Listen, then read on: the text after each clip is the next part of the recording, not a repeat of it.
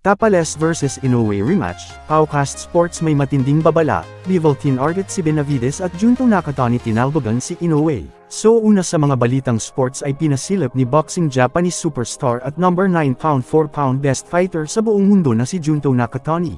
Ang kanyang kauna-unahang cover photo ng The Ring magazine at nakapagtataka na natalbogan niya ang kababayang si Monster Naoya na rank number 2.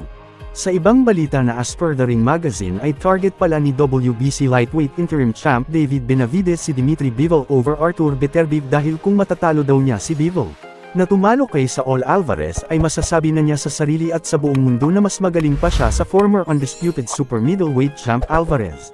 Meanwhile ay ating napag-alaman na idedepensa ni current 2 division Naoya Inoue ang kanyang 4 na belt kontra kay WBC No. 1 mandatory challenger Alan Picasso ng Mexico.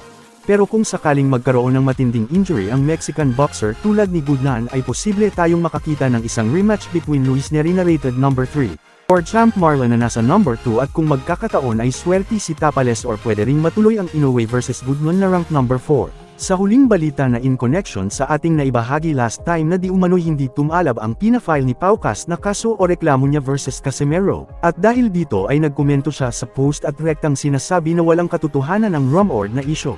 At nag-iwan ito ng matinding statement sa lahat na, "It has come to my attention that rumors are being circulated claiming that I have filed a case against John Riel Casimero.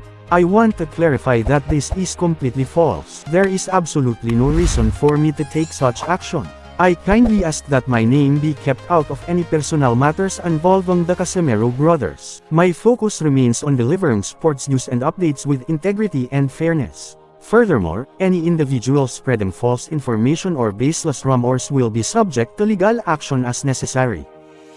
RDTV Cebu. Sale lang Kuya Joseph. Sale pa lang yan. Wala pa yan. Pero pula-pula ka na dito. Pero.